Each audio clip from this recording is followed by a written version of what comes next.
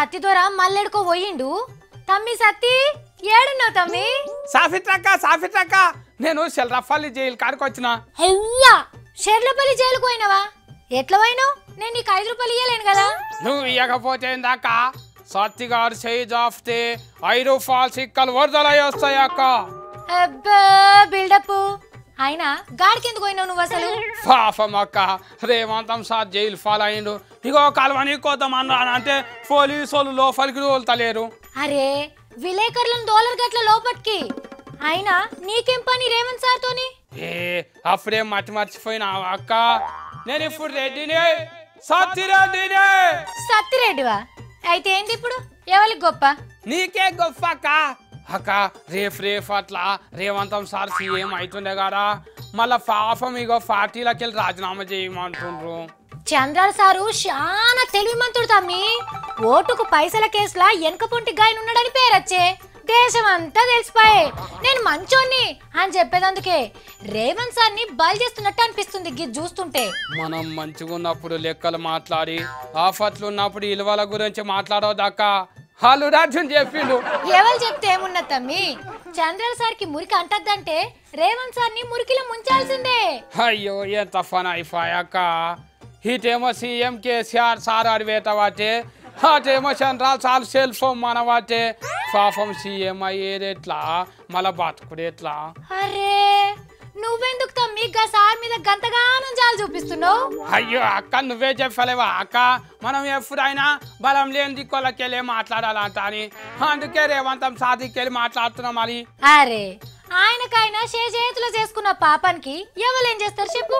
అదే అక్క, తప్పు నువ్వు చేయవా నేను చేయనా? ఇప్పుడున్న లీడర్లంతా శుద్ధ పూసలేనా? కాదనుకో, అయినా గాని గట్ల పైసలు ఇచ్చి ఎమ్మెల్యేలను కొనుడు తప్పు కాదా మరి? అరే పెద్ద సార్ ఫన్ చెప్తే నువ్వు చేయవా చెప్పు? మళ్ళా నువ్వు ఫన్ చెప్తే నేను నా చెప్పు? చేస్తావు.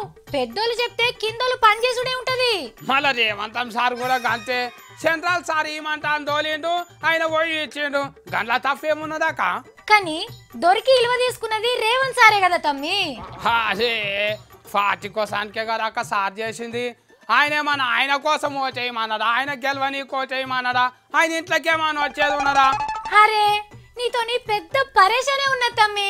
ఇగో అక్క, నేనైతే సెంట్రల్ సార్ స్థానంలో ఉంటే మాత్రం రేవంతం సార్ను కడుపులో పెట్టుకొని చూసుకుంటూ ఇట్లా నడిగంగాలు ఇడ్సబెట్టి నాకేం తెలియదు అనుకుంటి. అరే నీ అంత మంచితనం చంద్రల్ సార్ దగ్గర లేదనుకుంటా తమ్మి.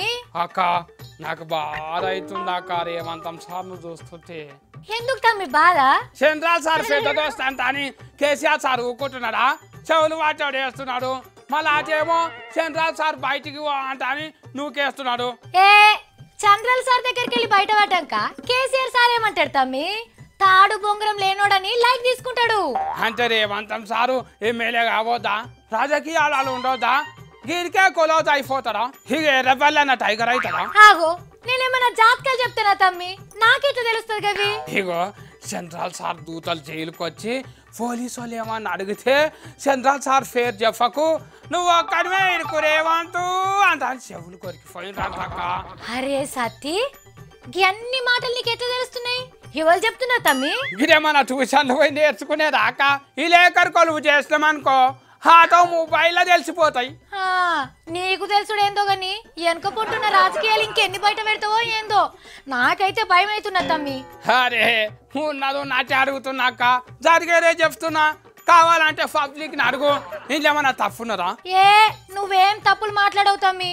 నీతోని పని చేసుడు అంటేనే నాకు భయం అవుతున్నది. సరే గాని నువ్వు సార్ని కలిసిరా, నేను తత్మ వార్తలు చెప్పుకుంటా సరేనా?